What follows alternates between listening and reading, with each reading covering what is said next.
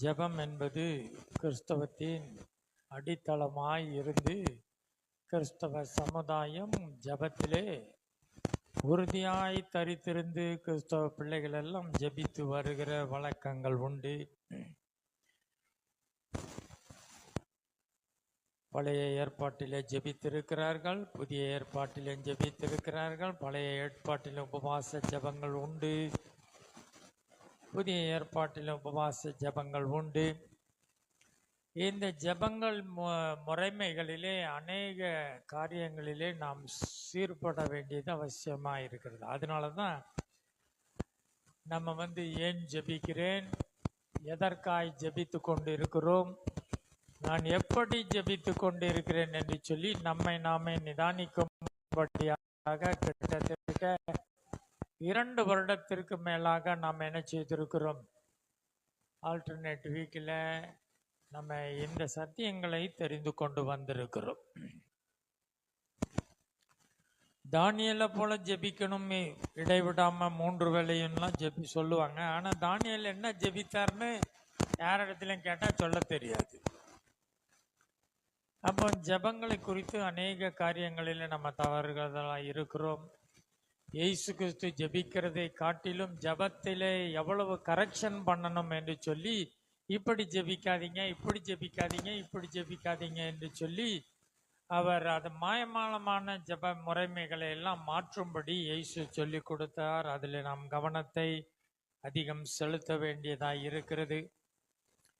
இயேசுவும் ஜெபித்திருக்கிறார், இயேசுவே ஜெபித்திருக்கிறார். இயேசு ஜெபித்தா எப்படி ஜெபிப்பார், அதை நம்ம புரிந்து கொள்ள வேண்டும். இயேசு ஜெபித்தார், எப்படி ஜெபிப்பார்? நம்முடைய கிறிஸ்தவ சமுதாயம் ஜெபங்களை நடத்துகிற தலைவர்கள், ஊழியர்கள், உபவாசங்களை நடத்துகிற ஊழியர்கள், இந்த ஜெபத்தை குறித்து தான ஊழியங்களை நடத்துகிறவர்கள் எப்படி நடத்தி கொண்டு இருக்கிறார்கள். நம்முடைய ஜெப முறைமைகளுக்கும் இயேசுவின் ஜெப முறைக்கும் வித்தியாசத்தை நம்ம புரிந்து கொள்ள வேண்டும். இயேசு மாதிரி நம்ம ஜெபிக்கிறோமா என்று, நம்முடைய ஜெபங்கள் எல்லாம் அப்படி இருக்கிறதா என்று சொல்லி நாம என்ன செய்ய வேண்டும், பார்க்கிறது அவசியமா இருக்கு. நாம இயேசு மாதிரி தான் ஜெபித்து கொண்டு இருக்கிறோமா? வேதம் ஜெபத்தை குறித்து வேதம் இயேசு தான் சொன்னாரு, நீங்க எப்படி ஜெபிக்கணும்னு சொல்லி கொடுத்தாரு. ஆனா இயேசு எப்படி ஜெபித்து கொண்டு இருந்தார் என்பதை குறித்து நம்ம யோவான் 17ஆம் அதிகாரத்தில் இயேசுவின் ஜெபத்தை குறித்து நாம பார்க்க முடியும். சரிதானே?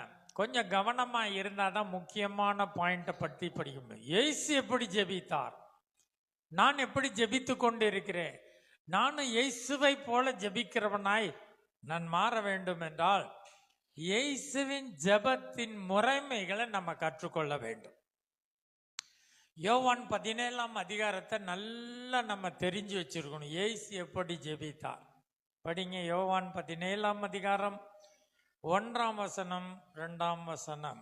இயேசு இவைகளை சொன்ன பின்பு தம்முடைய கண்களை வானத்துக்கு ஏறெடுத்து, பிதாவே, வேளை வந்தது, நீர் உம்முடைய குமாரனுக்கு தந்தருளின யாவருக்கும் அவர் நித்திய ஜீவனை கொடுக்கும் பொருட்டு மாம்சமான யாவர் மேலும் நீர் அவருக்கு அதிகாரம் கொடுத்தபடியே உம்முடைய குமாரன் உம்மை மகிமைப்படுத்தும்படி நீர் உம்முடைய குமாரனை மகிமைப்படுத்தும். இயேசு சொல்றார் பாருங்க, யோவான் 17:1. இயேசு இவைகளை சொன்ன பின்பு கடைசி நேரத்தில் வந்துட்டாரு. 11th ஹவர்ல இயேசு நிற்கிறார். இன்னும் தன்னுடைய ஓட்டத்தை முடிக்கிற நேரத்துக்குள்ளாய் சிலுவைக்கு போகிறதற்கு முன்பாக இயேசு பிதாவை நோக்கி ஜெபித்து கொண்டிருக்கிறார். தன் கண்களை வானத்துக்கு நேராக எடுத்து பிதாவே என்று சொல்லி இயேசு பிதாவினிடத்துல ஜெபம் பண்ணுகிறார். நல்ல கவனமா இருங்க. என்ன சொல்றாரு? வேளை வந்தது, வேளை வந்தது. இங்க இயேசு ஜெபிக்கிற முறைமைகளை பார்க்கணும். அது யாரிடத்துல நல்ல அழக ஒரு கான்வர்சேஷன், ஒரு உரையாடலை போலதான் ஜெபத்தை ஆரம்பிக்கிறார்.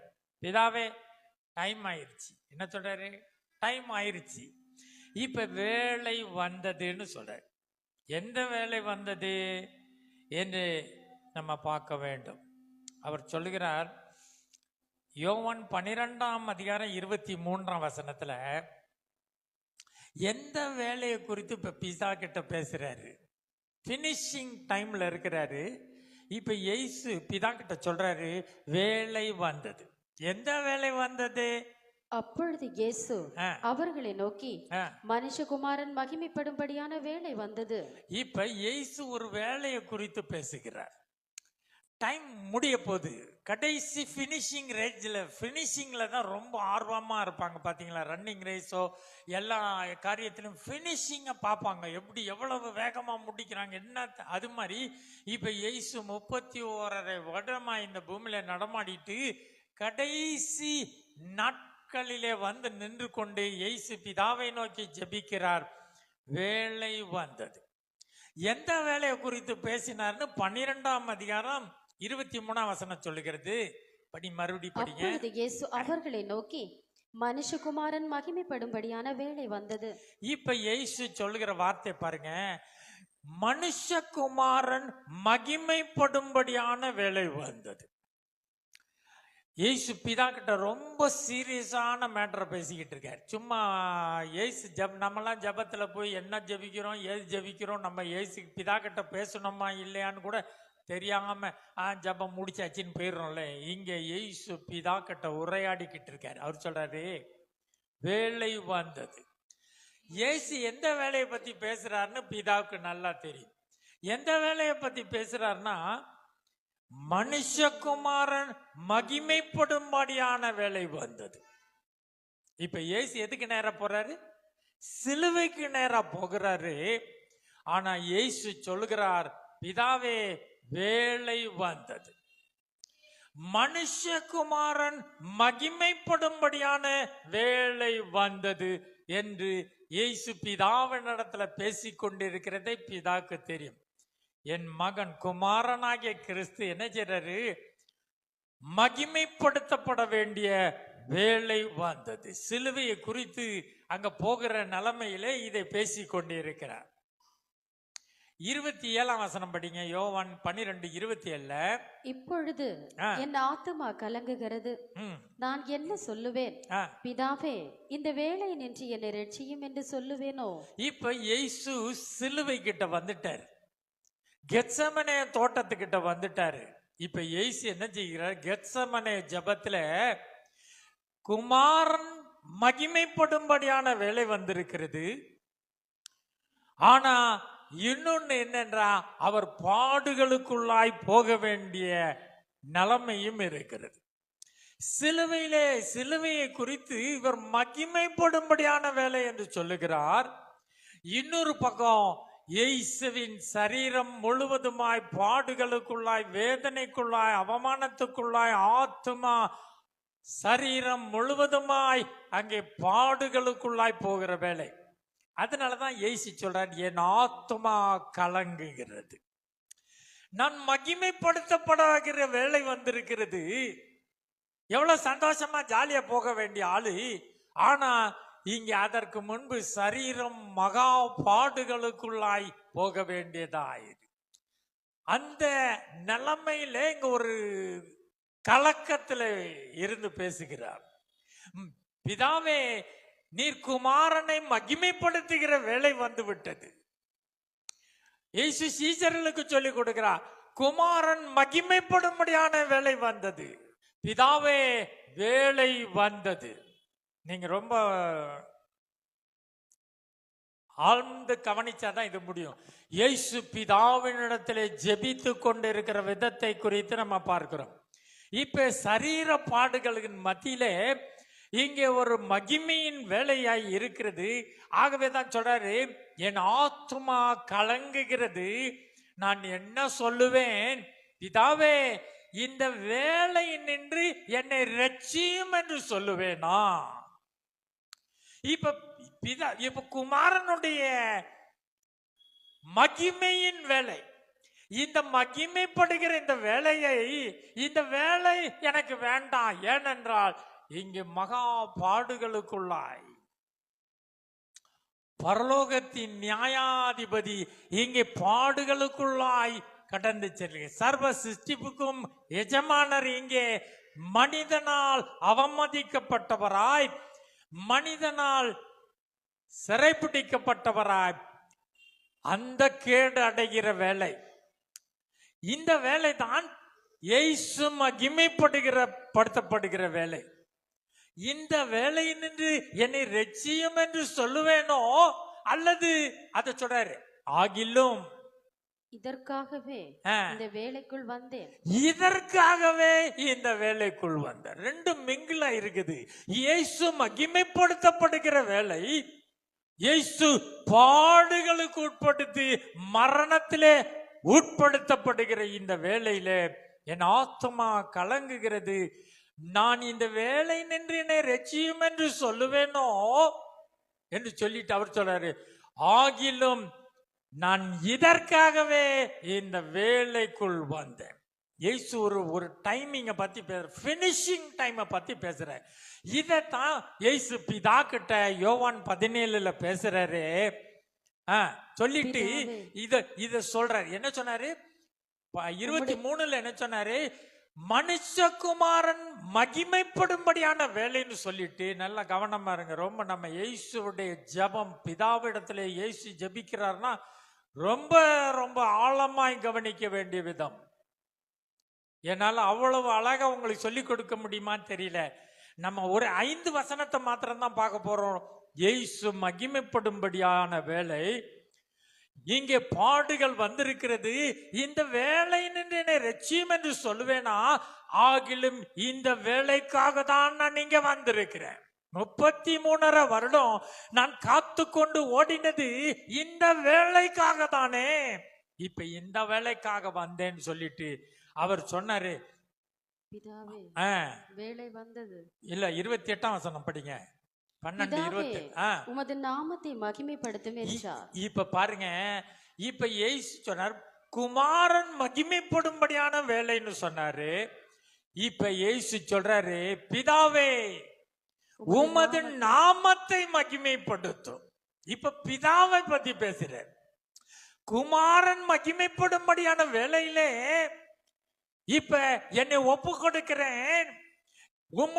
என்னுடைய சித்தம் அல்ல, என்னுடைய விருப்பம் அல்ல, உம்முடைய சித்தம் ஆக கடவது என்று சொல்லிவிட்டு இப்ப இயேசு சொல்றார் பிதா கிட்ட, உமது நாமம் மகிமைப்படுத்தும் என்றார்.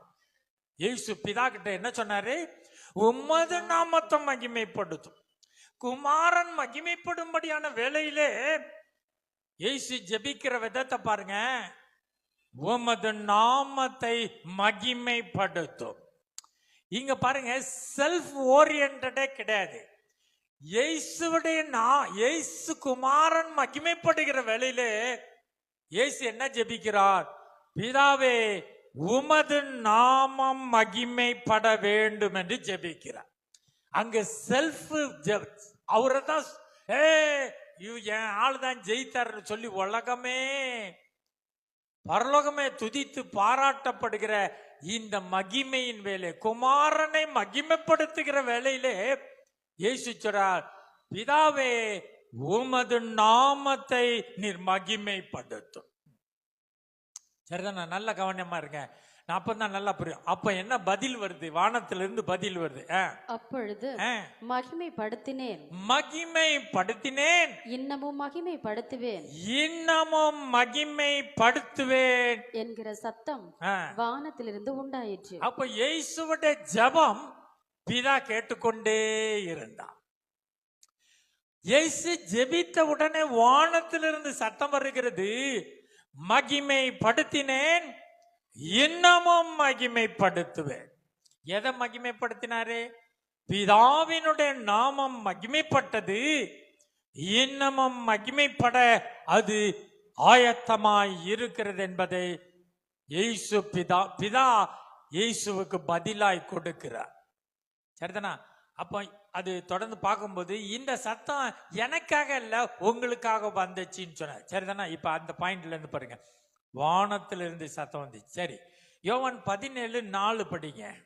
பூமியிலே நான் உம்மை மகிமைப்படுத்தினேன், நான் செய்யும்படி நீர் எனக்கு நியமித்த கிரியையை செய்து முடித்தேன். இப்ப பாருங்க, மகிமைப்படுத்துகிறது. இயேசு என்ன சொன்னாரு? பிதாவே வேலை வந்தது அப்படின்னு சொல்லிட்டு இப்ப இங்க என்ன சொன்னாரு? அடுத்ததுல அந்த முதல் வசனத்துல படிங்க. முதல் வசனம் பிதாவே வேலை வந்தது. இரண்டாம் வசனத்தை ஸ்டார்டிங்ல படிங்க. நீர் உம்முடைய குமாரனுக்கு தந்தருளின யாவருக்கும் இல்ல, அந்த இதுல என்ன சொல்றாரு? பிதாவே வேலை வந்தது. உம்முடைய குமாரன் உம்மை மகிமைப்படுத்தும்படிக்கு நீர் உம்முடைய குமாரனை மகிமைப்படுத்தும். பாருங்க, இப்ப குமாரன் மகிமைப்படும்படியான வேலை தான் அந்த சிலுவையின் போகிற வேலை. இப்ப இயேசு சொல்றாரு, உம்முடைய குமாரன் உம்மை மகிமைப்படுத்தும்படிக்கு நீர் உம்முடைய குமாரனை மகிமைப்படுத்தும். இயேசு எவ்வளவு அழகா பேசிக்கிட்டு இருக்காரு பாருங்க. இங்க செல்ஃபே கிடையாது. நான் வாளாகாம தலையா இருக்கணும், கீழாகாம மேலா இருக்கணும். குமாரன் மகிமைப்படுவதற்கான அல்டிமேட் ரீசன் என்னவென்றால் பிதாவானவர் மகிமைப்படும்படியாக என்று இயேசு ஜெபிக்கிறார். இந்த வேளையிலே குமாரன் மகிமைப்படும் வேலை வந்திருக்கிறது. பிதாவே, குமாரன் உம்மை மகிமைப்படுத்தும்படி நீ குமாரனை மகிமைப்படுத்தும் என்று இயேசு ஜெபிக்கிறார். புரியுதுங்களா? மறுபடியும் அந்த வசனத்துல ரெண்டாம் வசனம் செகண்ட் பார்ட்ட படிங்க. வேலை வந்ததுன்னா என்ன வேலை வந்துச்சு?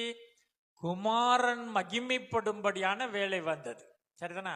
இப்ப இந்த நிலைமையில இயேசு பிதா கிட்ட பேசுறாரு, உம்முடைய குமாரன் உம்மை மகிமைப்படுத்தும்படிக்கு நீர் உம்முடைய குமாரனை மகிமைப்படுத்தும். பாத்தீங்களா? ஏன் குமாரன் மகிமைப்பட வேண்டும்? ஏன் குமாரன் வெற்றி சிறக்க வேண்டும்? ஏன் குமாரன் மரணத்தை ஜெயிக்க வேண்டும்? அவர் ஏன் பாவத்திலிருந்து ஜனத்தை விடுதலையாக்க வேண்டும்? ஏன் சாபத்தில் இருந்து விடுதலையாக்க வேண்டும்? ஏன் மரணத்தை ஜெயித்து இவர் ஏன் எழும்ப வேண்டும் என்றால், பிதாவானவர் அனுப்பினவர் மகிமைப்படும்படியாக நீர் குமாரனை மகிமைப்படுத்தும். நல்ல கவனமா இருங்க, என்ன பேசினார்னு. இப்ப இந்த மகிமைப்படுத்தும் என்றது என்னதுன்னா, நல்ல கவனமா இருங்க. இங்க என்ன சொல்ல வர்றாருன்னா, இயேசு என்னமோ எனக்கு கொண்டு வந்து கிரீடம் வைங்க அப்படின்னு சொல்லல. இப்ப இயேசுவுக்கு முன்னால என்ன இருக்குதுன்னா, சிலுவை இருக்கிறது. இயேசுவுக்கு முன்னால பாடுகள் இருக்கிறது, நிந்தைகள், அவமானங்கள், வெட்கம், சகல எல்லாம் பிதாவை விட்டு பிரிகிற நிலைமை. ஏனென்னை கைவிட்டீர் என்று சொல்ல அந்த நிலைமைக்கு போயிட்டு இருக்கிற வேலையில் இயேசு என்னடா டாபிக்கே மாத்தி எனக்கு கொண்டு வந்து ஃபுல்லா ட்ரெஸ் போட்டு என்ன அலங்காரம் பண்ணுங்க என்ன சொல்றாரு? மகிமைப்படுத்தணும்னா என்ன? நம்ம இதுலதான் நம்ம கோட்டை விடுறோம். தேவன் இயேசுவுடைய மகிமை எதை பத்தி பேசுறாருன்னா, I should be the right finisher. நான் நீர் செய்த சொல்லிவிட்ட உம்முடைய காரியத்தை நான் சரியாய் முடித்து ஜெயங்கொண்டவனாய் வர வேண்டும். இதுதான் எனக்குரிய மகிமை என்று சொல்லுகிறார். கவனிக்கிறீங்களா? புரியுதா? இயேசு பிதாட்ட என்ன இங்க சிலுவைக்கு போறதுக்கு முன்னால போய் என்ன மகிமைப்படுத்துகிற வேலை எனக்கு கிரீடெல்லாம் வச்சு எனக்கு சிங்காசனத்துல உட்கார வைங்கன்னு பேசல. இப்ப இயேசு எதை பத்தி பேசிக்கிட்டு இருக்காருன்னா, இந்த சிலுவையை நான் ஜெயங்கொள்ள வேண்டும்.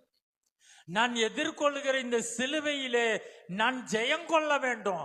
மனுமக்கள் கேட்பாங்க, நீ தேவனுடைய குமாரனால் இறங்கி வான்னு சொல்லுவாங்க. நான் இறங்காமல் அதை ஜெயிக்க வேண்டும்.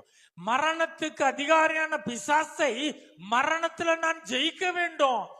இதைத்தான் இயேசு சொல்லுகிறார், நீ குமாரனை மகிமைப்படுத்தும். மகிமை என்பது எதை காண்பிக்கிறது? இங்கே the finisher, the right finisher, சரியாய் நான் ஜெயங்கொண்டவர், என்னுடைய டியூட்டியை சக்சஸ்ஃபுல்லா முடித்தவர் என்கிற அந்த டைட்டிலுக்காக தான் இயேசு இங்க போராடி கொண்டிருக்கிறார். நீ குமாரனை மகிமைப்படுத்தும் என்று சொல்லிவிட்டு என்ன சொன்னாரு? பிதாவே உமது நாமத்தை மகிமைப்படுத்தும் என்ற அப்போதான் என்ன செய்யறது? அத என்ன சொல்ற? ஆகிலும் இதற்காக வந்தேன்னு சொன்னாரு. உம்முடைய குமாரன் உம்மை மகிமைப்படுத்தும்படி நீர் உம்முடைய குமாரனை மகிமைப்படுத்தும். இயேசு ஜெபித்து கொண்டிருக்கிற விதத்தை பாருங்க.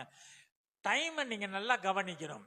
இயேசு ஸ்டார்ட் பண்ணும்போது சொல்றாரு ஸ்பெசிபிக் டைம், த ஃபினிஷிங் டைம்ல இருக்காரு இயேசு. பிதாவே வேலை வந்தது, நீ குமாரனை மகிமைப்படுத்தும்படியான வேலை வந்தது. அந்த குமாரன் மகிமைப்படுத்தப்படும் பொழுது பிதா மகிமைப்படுகிறார்.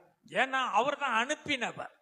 அனுப்பினவருடைய சித்தத்தை செய்து முடித்தவனாய் நான் நின்று, நான் ஜெயங்கொண்டவனாய், சிலுவையை ஜெயித்தவனாய், சிலுவையிலே ஜெயங்கொண்டவனாய் நான் நிற்க வேண்டும் என்று சொல்லிதான் இயேசு பிதா கிட்ட கேட்கிறாரு, நீர் என்னை மகிமைப்படுத்துகிற வேலை.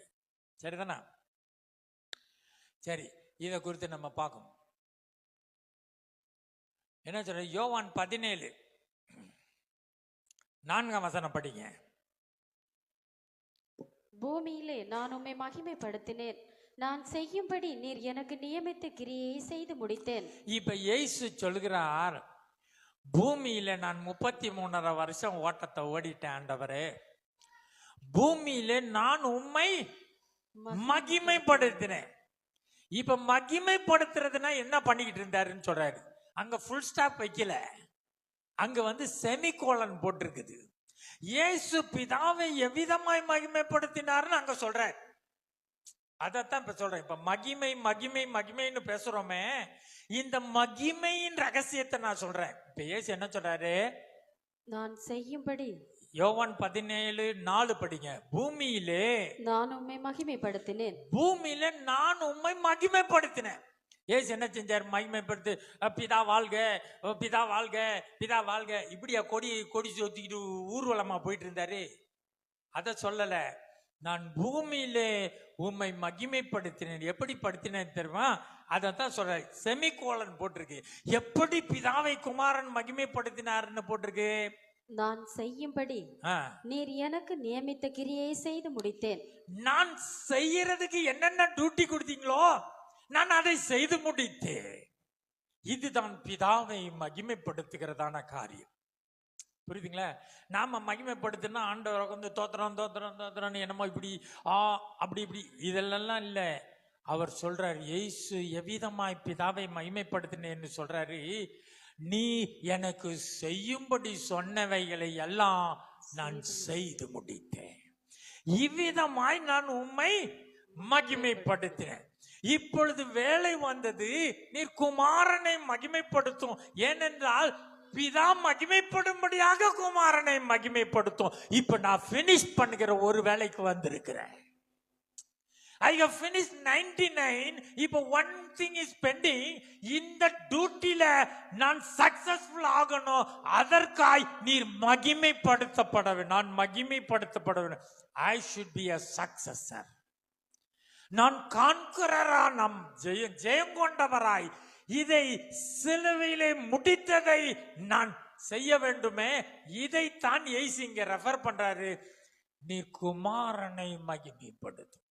தோத்து போயிட்டாருப்பா, எல்லாம் நல்லா தான் இருந்துச்சு. ஹை ஸ்பீடு லீடிங்ல ரன்னிங்ல ஃபர்ஸ்ட் வந்துகிட்டு இருந்தாரு. ஃபர்ஸ்ட் ரவுண்ட்லயும் ஃபர்ஸ்ட், செகண்ட் ரவுண்ட்லயும் ஃபர்ஸ்ட். என்ன தெரியுமா, லீடிங்ல வந்தாரு. ஆனா பினிஷ் பண்ணும்போது தோத்துட்டாருன்னா எப்படி இருக்கும்? இதத்தான் இயேசு இங்க பேசிக்கொண்டு இருக்கிறார். பிதாவே வேலை வந்தது, குமாரன் உம்மை மகிமைப்படுத்தும்படி நீ குமாரனை மகிமைப்படுத்தும். நான் பூமியிலே இவ்வளவு காலமாய் நடமாடின பொழுது உம்மை மகிமைப்படுத்தேன். எப்படி? நீ சொன்னவைகளெல்லாம் செய்து முடித்தேன். One thing is bending. இந்த சிலுவையின் வேலை இதையும் நான் முடிக்கும்படி நீர் என்னை மகிமைப்படுத்தும். A successful finisher. இந்த காரியத்துக்காக தான் இயேசு பிதா கிட்ட பேசிக்கிட்டு இருக்காரு. நான் உம்மை, நீர் அனுப்பினவர் என் புள்ள பாத்தியா ஜெயம் கொண்டு வந்தான், பினிஷ் பண்ணா, சக்சஸ்ஃபுல்லான்னு பிதா மகிமைப்படும்படி குமாரன் அந்த மகிமைக்காக இயேசு பிதாவிடத்துல பேசிக்கொண்டு இருக்கிறார். டைமிங் ரொம்ப முக்கியம். The purpose of point, prayer point என்னன்னு பாத்தீங்களா? குமாரன் மகிமைப்படும்படியான வேலை. குமாரன் மகிமைப்படும்படியான வேலை என்ன? இந்த சிலுவையை சகித்து பாடுகளுக்குட்பட்டு பாவத்தை பரிகரித்து மனுக்குலத்துக்கு விரோதமாய் எழுதப்பட்ட கையெழுத்தையெல்லாம் குலைத்து பிசாசின் வல்லமை அதிகாரங்களெல்லாம் பறித்து அவனை வெளியரங்கமான கோலமாக்கி அவனை அவமானப்படுத்துகிற இந்த வேலையை குறித்து சொல்லுதான் அங்க இயேசு ஜெபித்து கொண்டு இருக்கிறார். அதனாலதான் நான் ஏற்கனவே இயேசு ஜெபம் பண்ண சொன்னார், நான் என் நாமத்தை மகிமைப்படுத்தினேன், இன்னமும் மகிமைப்படுத்துவேன் என்று இயேசு சொன்னார். 2ஆம் வசனத்துல இப்ப என்ன ஜெபிக்கிற 2ஆம் வசனத்தை மறுபடியும் படிங்க. 17:2. பிதாவே, வேலை வந்தது, நீர் உம்முடைய குமாரனுக்கு தந்தருளின யாவருக்கும் அவர் நித்திய ஜீவனை கொடுக்கும் பொருட்டு மாம்சமான யாவர் மேலும் நீர் அவருக்கு அதிகாரம் கொடுத்தபடியே உம்முடைய குமாரன் உம்மை மகிமைப்படுத்தும்படிக்கு நீர் உம்முடைய குமாரனை மகிமைப்படுத்தும். இப்ப என்ன ஜெபிக்கிறார் என்றால், மாம்சமான யாவர் மீதும் நீர் அவருக்கு அதிகாரம் கொடுத்தீர். அந்த பேட்டன் படி, அதன்படியே என்ன சொல்றாரு, மாம்சமான, நீங்க நல்லா ஆழமா புரிஞ்சு லிசன் பண்ணி ரிப்பீட்டடா கேட்டாதான் இதனுடைய ஆழத்தை, இயேசு ஜெபித்த விதத்தை தெரியும். இயேசு எவ்வளவு எலியா கருத்தாய் ஜெபித்தான், தேவன் வானத்தை அடைத்து போட்டாரு. இயேசு எவ்வளவு ஆழமா, சும்மா பிதா கிட்ட ஒரு கான்வர்சேஷன் போல, ஒரு உரையாடல் போல இயேசு பிதாவிடத்துல மேட்டரை தெளிவா பேசி கொண்டு இருக்கிறார். சாதாரணமா பேசுகிறது தான் ஜெபம். அவர் பிதா கிட்ட உரையாடி கொண்டு இருந்தார். அதனாலதான் இயேசு கேட்ட உடனே பிதா வானத்திலிருந்து சத்தம் வந்தது, என் நாமத்தை நான் மகிமைப்படுத்தினேன், இன்னமும் மகிமைப்படுத்துவேன். அங்க போட்டிருக்கிறது ஸ்டார்டிங்ல 12:23 போட்டது, பிதாவே நீர் குமாரன் மகிமைப்படும் வேலைன்னு சொல்லிட்டு அங்க சொல்றாரு ஜெபத்துல, பிதாவே உம்முடைய நாமத்தை மகிமைப்படுத்தும்படி நீ குமாரனை மகிமைப்படுத்தும். சரிதானா?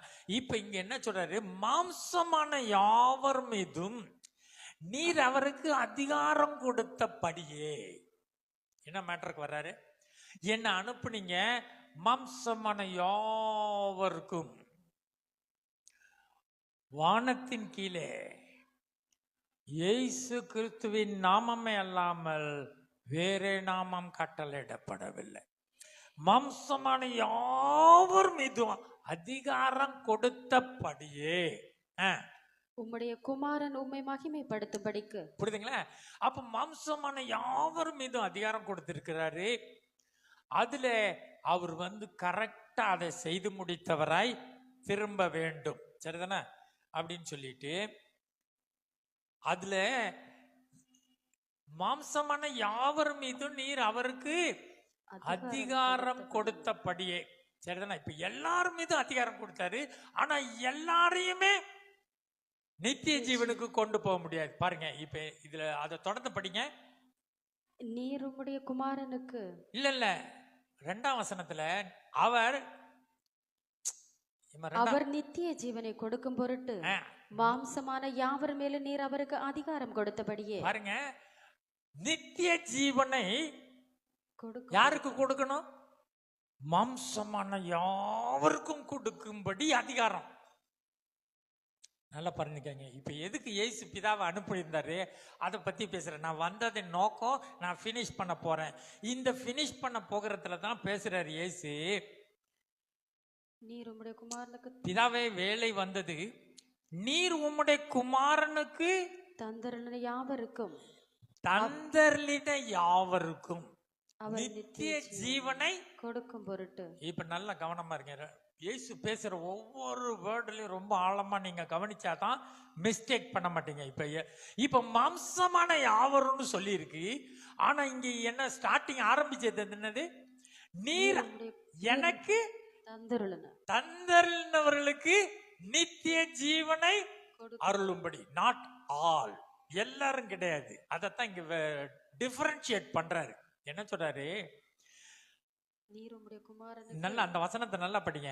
நான் பிதாவே வேலை நீர் வந்தது உம்முடைய குமாரனுக்கு தந்தருளின தந்தருளின யாவருக்கும் யாவருக்கும் அவர் நித்திய ஜீவனை கொடுக்கும் பொருட்டு. ஆமா, அவர் நித்திய ஜீவனை கொடுக்கணும்.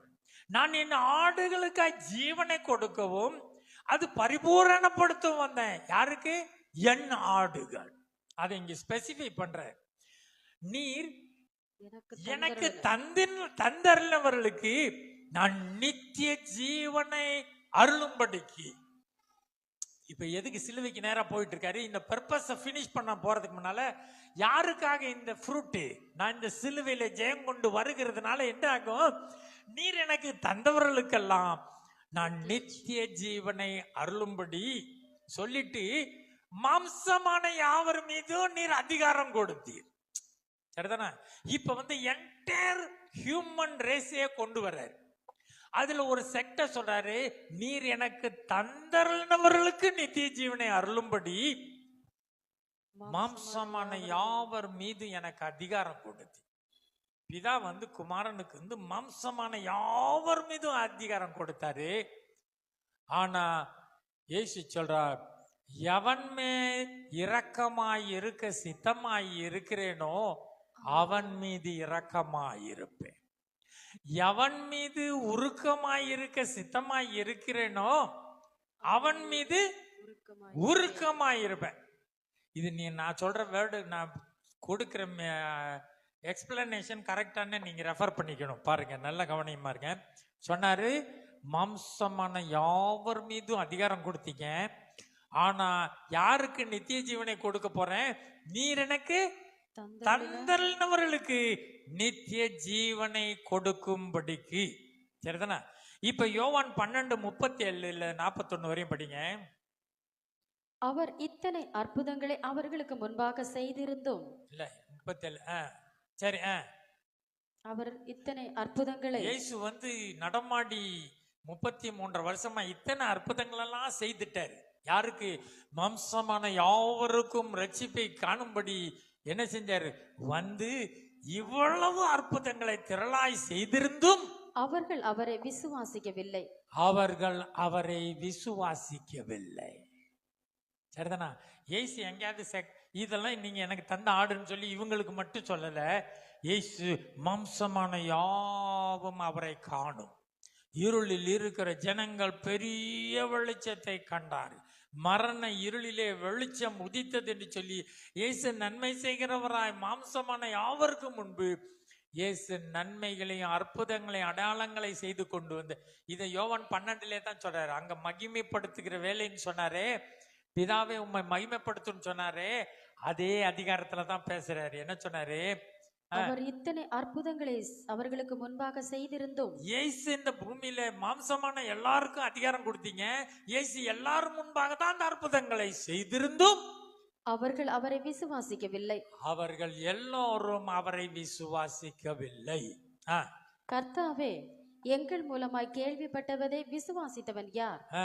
கர்த்தருடைய புயம் யாருக்கு வெளிப்பட்டது என்று ஏசாயா தீர்க்கதரிசி சொன்ன வசனம் நிறைவேறும்படி இப்படி நடந்தது. பாருங்க, எல்லாரும் விசுவாசிக்கல. ஏனென்றால் ஏசாயா சொல்லிட்டான், கர்த்தாவே எங்கள் மூலமாய் சொல்லப்பட்டதை விசுவாசித்தவன் யார்? அந்த அதிகாரத்துல ஸ்பெசிஃபை பண்ணிருக்கு. சரிதானா? எங்கள் மூலமாய் சொல்லப்பட்டதை விசுவாசித்தவன் யார்? கர்த்தருடைய புயம் யாருக்கு வெளிப்பட்டது என்று ஏசாயா தீர்க்கதரிசி சொன்ன வசனம் நிறைவேறும்படி இப்படி நடந்தது. இயேசு எக்ஸ்பிளைன் பண்றாரு. எல்லாரும் விசுவாசிக்கல, ஒரு செக்ட், அந்த செக்டை தான் சொல்றாரு, பிதாவே நீர் எனக்கு தந்தவர்களுக்கு நித்திய ஜீவனை அருளும்படியாக நான் இப்ப பினிஷ் பண்ணணும். நான் ஜீவனை கொடுத்து அவர்களுக்கு நித்திய ஜீவனை கொடுக்க வேண்டும். நான் என் ஆத்துமாவை மரணத்துல ஊற்றி அவர்களுக்கு நித்திய ஜீவனை கொடுக்கும்படியாக வேலை வந்தது. பிதாவே நீர் குமாரனை மகிமைப்படுத்தும், அவர் உம்மை மகிமைப்படுத்தும்படியாக. குமாரன் தோற்று போனவராய் நிற்காம குமாரன் ஜெயங்கொண்டவராய் இயேசு தம்முடைய பிள்ளைகளுக்கெல்லாம் நித்திய ஜீவனை அருளினவராய் அங்க நிற்கணும். அதற்காக இயேசு பிதாவினிடத்துல ஜெபித்து கொண்டிருக்கிறார். அதைத்தான் இங்க யோசாயா சொல்றான். எல்லாரும் கிடையாது, எல்லாருக்கும் அற்புத அடையாளங்கள் செய்திருந்தும் அநேகர் விசுவாசிக்கவில்லை. இதை தீர்க்க தரிசனமாய் ஏற்கனவே சொல்லிட்டான். என்ன சொன்னான்னு இயேசு மறுபடியும் அவங்களுக்கு சொல்லி காமிச்சார். சொல்லிட்டு மறுபடியும் அதை படிங்க. எங்கள் மூலமாய் கேள்விப்பட்டதை விசுவாசித்தவன் யார்? கர்த்தருடைய புயம் யாருக்கு வெளிப்பட்டது என்று ஏசாயா தீர்க்கதரிசி சொன்ன வசனம் நிறைவேறும்படி இப்படி நடந்தது. ஆகையால் அவர்கள் விசுவாசிக்க மாட்டாமல் போனார்கள். ஆகையால் தீர்க்கதரிசிகள் எழுதினபடியே, ஆகையால் அவர்கள் விசுவாசிக்க மாட்டாமல் போனார்கள். அவர்கள் விசுவாசிக்க மாட்டாமல் போனார்கள். முன்னாலேயே ஆதி முதல் அந்தத்தில் உள்ளது அறிவிக்கிற தேவன் ஏசாயா மூலமா இதை சொல்லிட்டாரு. இயேசு நடமாடி எத்தனை அற்புத அடையாளங்கள் செய்தாலும் அவர்களில் ஒரு சிலர் விசுவாசியாமல் போவார்கள். அதைத்தான் இங்க சொல்ற. ஆகையால் அவர்கள் விசுவாசிக்க மாட்டாமல் போனார்கள். ஏனெனில் ஏசாயா பின்னும் அவர்கள் கண்களினால் காணாமலும், அவர்கள் கண்களிலிருந்தும் காணாமலும், இருதயத்தினால் உணராமலும், இருதயத்திலே உணராமலும், குணப்படாமலும் இருக்கும்படிக்கும் நான் அவர்களை ஆரோக்கியமாக்காமல் இருக்கும்படிக்கும், தேவன் அவர்களை ஆரோக்கியமாக்காமல் இருக்கும்படிக்கும் அவர்களுடைய கண்களை அவர் குருடாக்கி, அவர்கள் இருதயத்தை கடினமாக்கினார் என்றார். அவர்கள் இருதயத்தை கடினமாக்கினார் என்று ஏசாயா தீர்க்கதரிசி சொன்னார். சொல்லிட்டு அடுத்த வசனம் சொல்லுது, ஏசாயா அவருடைய மகிமையை கண்டு, இங்கேயும் மகிமையை பத்தி பேசுற. ஏசாயா அவருடைய மகிமையை கண்டு அவரை குறித்து பேசுகிற போது இவைகளை சொன்னான். அவரை குறித்து பேசும் பொழுது இவைகளை சொன்னான். புரியுதுங்களா? இப்ப மகிமையை குறித்து தான் பார்த்தோம். ஏசாயா தேவனுடைய மகிமையை கண்டவனாய் அங்கே ஒரு தீர்க்க தரிசனத்தை எழுதினா. ஒரு கூட்டம் மாம்சமான யாவர் மீது எனக்கு அதிகாரம் கொடுத்தபடியேன்னு சொன்னாரு. அதன்படியே அந்த புரோகிராம் படி என்னை மகிமைப்படுத்தும்னு கேட்கிறாரு. ஆனா அதுக்கு முன்பு என்ன சொல்லி இருந்தாரு? நீர் எனக்கு தந்தவர்களுக்கு யாவருக்கும் அவர் நித்திய ஜீவனை அருளும்படி. அப்ப இயேசு ஸ்பெசிபிக்கா ஒரு செக்ட சொல்றாரு. இவர்கள் எல்லாம் நித்திய ஜீவனுக்கு, அதனாலதான் பவுல் சொல்றாரு, நித்திய ஜீவனுக்கு நியமிக்கப்பட்டவர்கள் விசுவாசித்தார்கள். நித்திய ஜீவனுக்கு நியமிக்கப்பட்டவர்கள் விசுவாசித்தார்கள். அதைத்தான் இங்க இயேசு ரெஃபர் பண்றாரு. நீர் எனக்கு தந்தவர்கள் யாவருக்கும் நித்திய ஜீவனை அருளும்படி. மாம்சமான யாவர் மீதும் அதிகாரம் கொடுத்தீங்க. அந்த அதிகாரத்துல எவன் மீது இரக்கமாயிருக்க சித்தமாயிருக்கிறேனோ அவன் மீது இரக்கமாயிருப்பேன், எவன் மீது உருக்கமாயிருக்க சித்தமாயிருக்கிறேனோ அவன் மீது உருக்கமாயிருப்பேன். இதை ஏசாயா தீர்க்கதரிசி முன்னிலே சொல்லி இருக்கிறான். அவர்கள் இருதயத்தை அவர் கடினமாக்கினார். அவர்கள் கண்கள் இருந்தும் காணாமலும், செவிகள் இருந்தும் கேளாமலும், இருதயத்திலே உணராமலும், நான் அவர்களை குணப்படுத்தாமலும் இருக்கும்படிக்கு தேவன் அவர்களை தள்ளி போட்ட விதத்தை, அந்த அதிகாரத்தை இயேசு வைத்திருந்தபடினாலதான் இப்ப பினிஷிங் பண்ற போறதுல சொல்றாரு, நீர் எனக்கு தந்தவர்களுக்கெல்லாம் நான் நித்திய ஜீவனை அருளும்படி குமாரனை மகிமைப்படுத்தும். குமாரனை ஏன் மகிமைப்படுத்தணும் என்றால், எவ்விதமாய் மகிமைப்படுத்தணும் என்றால், அவர் சிலுவையை சகித்து சிலுவையிலே ஜெயங்கொண்டு தன் ஓட்டத்தை ஜெயாளியாய் முடித்து ஜெயங்கொண்டவராய் நிற்கணுமே. அந்த மகிமைக்குள்ளாய் நான் போக வேண்டும், ஜெயங்கொண்டவனாய் நான் நிற்க வேண்டும். அதைத்தான் இயேசு பிதா கிட்ட ஜெபிக்கிறாரு. வேளை வந்தது, குமாரன் மகிமைப்படும்படியான வேலை வந்தது. என்ன மகிமை? ஜெயங்கொண்டவராய், சிலுவை சகித்தவராய், பாடுகளை விட்டு ஓடாதவராய், அங்கே சிலுவையிலிருந்து இறங்காதவராய், கைவிடப்பட்ட நிலைமையிலும் அவர் மரணத்துக்கு அதிகாரியான பிசாசை மரணத்தினால் ஜெயித்தவராய் நிற்கணுமே, அதற்காக இயேசு இங்க போராடி கொண்டிருக்கிறார். பிதாவே, குமாரனை மகிமைப்படுத்தும், ஜெயங்கொண்டவனாய் நான் சிலுவையை முடிக்க வேண்டும். இதை இயேசு செய்து முடித்ததுனால, அதனாலதான் இயேசு நம்ம அங்கேயும் பார்த்தோம் 12th உம்மை மகிமைப்படுத்தின. எப்படின்னா, நீர் என்னை அனுப்பினதை காரியத்தெல்லாம் நான் செய்து முடித்து இவ்விதமாய் நான் உம்மை மகிமைப்படுத்தினேன். பிதாவின் சித்தத்தை செய்து முடிக்கிறது தான் தேவனை மகிமைப்படுத்துகிறதான, பிதாவை மகிமைப்படுத்துகிறதான காரியமாய் இருக்கிறது. சரிதானா? ஆகவே இது என்ன சொல்றாரு? இப்ப யோவான் 17:3 படிங்க. ஒன்றான மெய் தேவனாகிய உம்மையும். இப்ப இயேசு ஜெபிக்கிறார், ஒன்றான மெய் தேவனாகிய உம்மை. அப்ப இயேசு யாரு? இயேசு பிதா கிட்ட ஜெபிக்கிறார், ஒன்றான மெய் தேவனாகிய உம்மையும் நீர் அனுப்பினவராகிய இயேசு கிறிஸ்துவையும். நீர் அனுப்பினவராகிய இயேசு கிறிஸ்துவையும். இயேசுவை பத்தி, தன்னை பத்தியே பேசுறாரு. இயேசு என்ன சொல்றாரு? நீர் அனுப்பினவராகிய இயேசு கிறிஸ்துவையும் அறிவதே நித்திய ஜீவன். அறிவதே நித்திய ஜீவன். நல்லா பாருங்க என்ன பாயிண்ட்ல பேசிக்கிட்டு இருக்காருன்னு. இப்ப இயேசு சொல்றாரு, ஒன்றான மெய்தேவனாகிய உம்மையும். பிதாவின் மகிமையை வச்சு பேசுறாரு. அவர் தான் ஒன்றான மெய்தேவன். அப்ப இவர் யாரு? இதை இங்க காமிக்கிறாரு, இதை ஆழமா சொல்லி கொடுக்கிறார், காண்பிக்கிறார். பிதாவே, ஒன்றான மெய் தேவனாகிய உம்மையும் நீர் அனுப்பினவராகிய இயேசு கிறிஸ்து என்னையும் அறிவதே நித்திய ஜீவன். நித்திய ஜீவன். இப்ப ஏன் ஒன்றான மெய் தேவனாகிய பிதாவை அறிந்தாலே நித்திய ஜீவன் சொல்லாம அதையும் சொல்லிட்டு நீர் அனுப்பினவராகிய இயேசு கிறிஸ்துன்னு சொல்லிட்டு, இந்த 2 பேரையும் நீங்க சரியா இதை அறிவதே நித்திய ஜீவன்.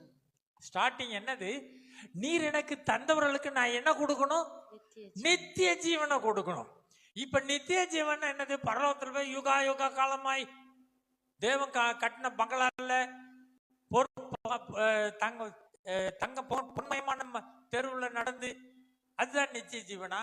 மரணமே இல்லை, அங்க சாவு இல்லை, அங்க கண்ணீர் இல்லை, பசி இல்லை, அது நித்திய ஜீவன். நம்ம அதுக்குடைய மெயின் ரூட் என்ன தெரியுமா? அதுதான் இயேசு சொல்றார். நீங்க நித்திய ஜீவனை கொடுக்க சொன்னீங்கல்ல, நீர் எனக்கு தந்தவர்களுக்கு, அதை பத்தி பேசுற. ஒன்றான மெய்தேவனாகிய உம்மையும் நீர் அனுப்பினவராகிய இயேசு கிறிஸ்துவையும் அறிவதே நித்திய ஜீவன். இயேசு ரெண்டு வார்த்தை தான் பேசுறாரு. அதுக்குள்ள எவ்வளவு ஆழமான சத்தியத்தை இயேசு பிதாக்கு என்ன இயேசு பேசுறாருன்னு புரியும். குமாரனுக்கு பிதாட்ட என்ன பேசுறோன்னு தெரியும்.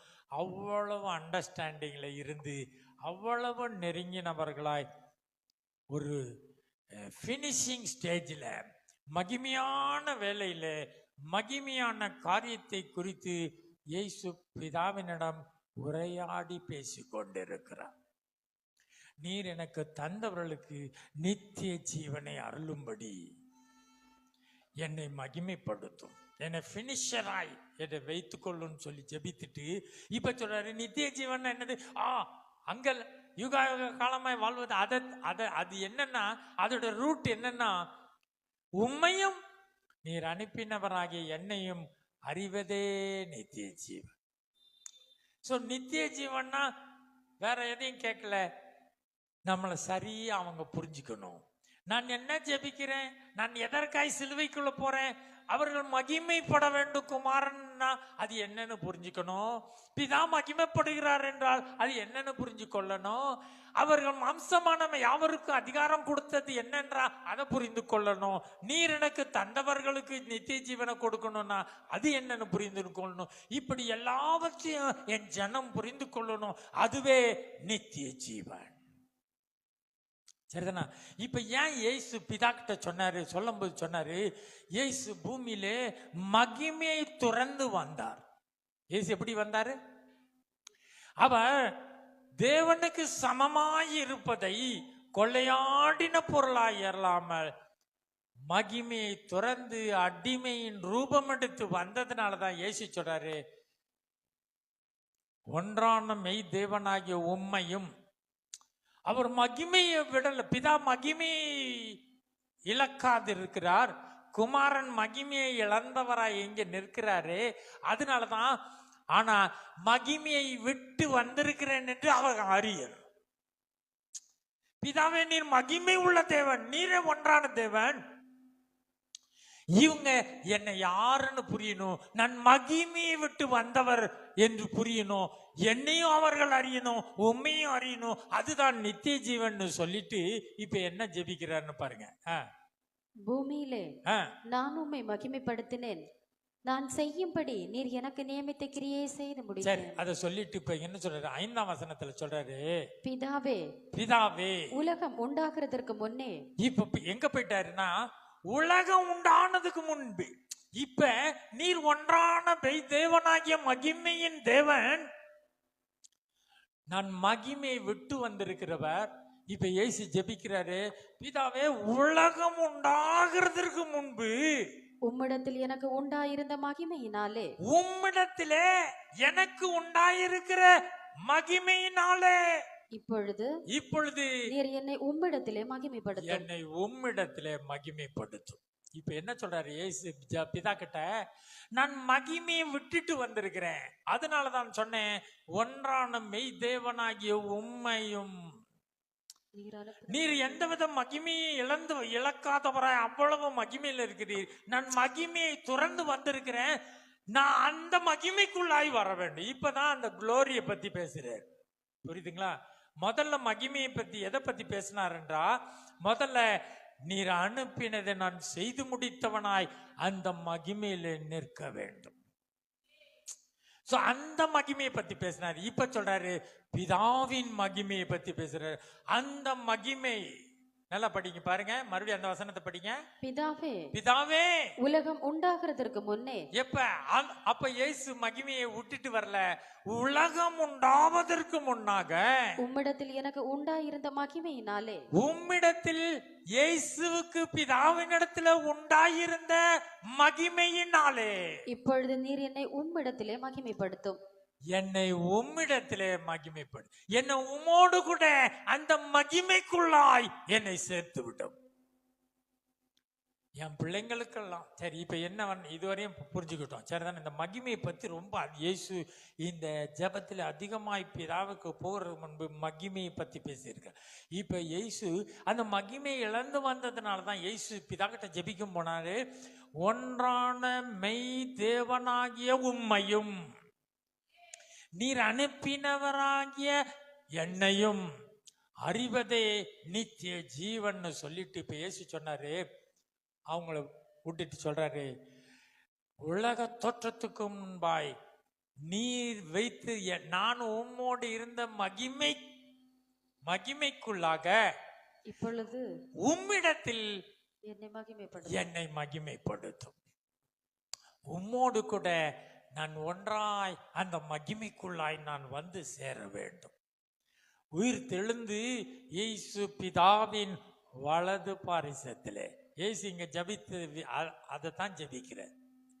உலக தோற்றத்துக்கு முன்பாக உம்மிடத்திலே எனக்கு உண்டாயிருந்த மகிமையினாலே இப்பொழுது நீர் என்னை உம்மிடத்திலே மகிமைப்படுத்தும். நீ என்னை உம்மிடத்திலே மகிமைப்படுத்தும். நான் மகிமையை விட்டுட்டு வந்திருக்கிறேன், அந்த மகிமைக்குள்ளாய் இயேசு பிரவேசிக்க வேண்டும் என்று இங்க ஜெபிக்கிறேன். சரிதானா? அது வரைக்கும் நான் இப்ப மகிமைப்பட்டு நீ சொன்ன டியூட்டியை நான் செய்து முடித்தவனாய் உம்மை மகிமைப்படுத்தும்படி அதை எனக்கு அனுகிரகம் பண்ணுங்கன்னு ஜெபித்துட்டு கடைசியாக அடுத்த வேண்டுதல். இது என்னது?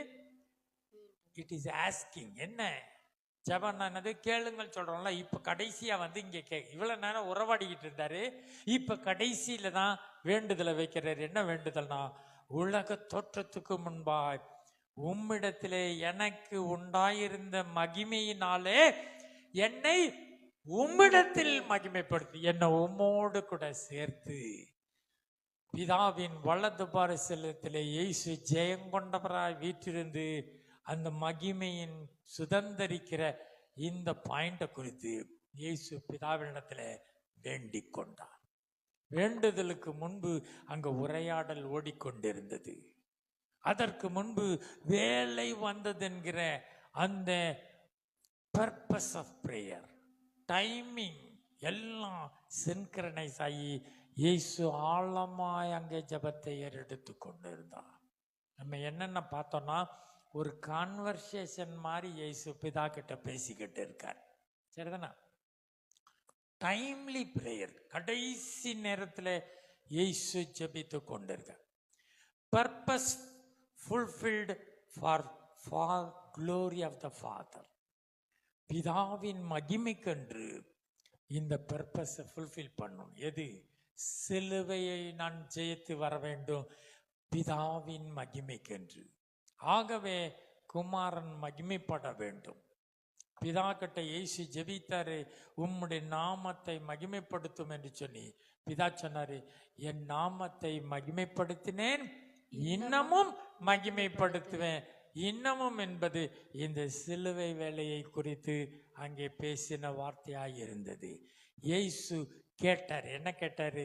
நான் மகிமையை விட்டுட்டு வந்துட்டேன், ஆகவே உலக தோற்றத்துக்கு முன்பாய் உம்மிடத்தில் எனக்கு உண்டாயிருந்த மகிமையினாலே என்னை உம்மிடத்தில் மகிமைப்படுத்தும். இதையெல்லாம் சொல்லிட்டு ஒரு ரகசியத்தை அங்க வச்சாரு. மெய் தேவனாகிய உம்மையும் நீர் அனுப்பினவராகிய என்னையும் அறிவதே நித்திய ஜீவன். பர்பஸ் என்னத்துக்கு வந்தேன்? நீர் எனக்கு தந்தவர்களுக்கு நித்திய ஜீவனை தரணும் தானே வந்தேன். அவங்களுக்கு நித்திய ஜீவனை கொடுத்திருக்கிறேன். அவர்கள் அதிலே அறியும் அறிவிலே வளர வேண்டும். இயேசு எவ்வளவு கொஞ்சம் தான் பேசினாரு. 2 பாயிண்ட் 3 பாயிண்ட் தான் பேசியிருக்காரு. இவ்வளவு காரியத்தையும் உள்ளடக்கின ஜபத்தை அவர் ஏறெடுத்துக்க. சும்மா வள உலகலான்னு பேசிக்கிட்டு போல, ஹிஸ்டரி முழுவதையும், காட்ஸ் பிளான் முழுவதையும் கொண்டு வந்து அங்கு முடித்து பேசுகிறார். நீண்ட ஜபம்லாம் பண்ணுகல. இயேசு கருத்தாய் பேசி கொண்டிருக்கிறார். இயேசு தகப்பனிடத்துல பிதாவே என்று பேசி கொண்டிருக்கிறார். கடைசியில் ஒரு விண்ணப்பம் வைத்தாரு. நான் மகிமையை விட்டுட்டு வந்திருக்கிறேன். ஆதியிலே உலக தோற்றத்துக்கு முன்பாயிருந்த அந்த மகிமையினாலே உம்மிடத்தில் என்னை மகிமைப்படுத்தும் என்று சொன்னார். சரிதானா? சரி, இப்ப இயேசுவோட ஜெபத்துல ஒரு கொஞ்சம் சில ஒரு பார்ட்டை தான் பார்த்துருக்குறோம். இனி வரும் நாட்களிலே மற்ற பார்ட்டியை நம்ம பார்ப்போம். இவ்வளவு ஆழமாக the entire purpose இயேசு தெளிவாய் சொல்லி கொடுத்துட்டாரு. என் பிள்ளைங்களுக்கு நித்திய ஜீவனை கொடுத்திருக்கிறேன்.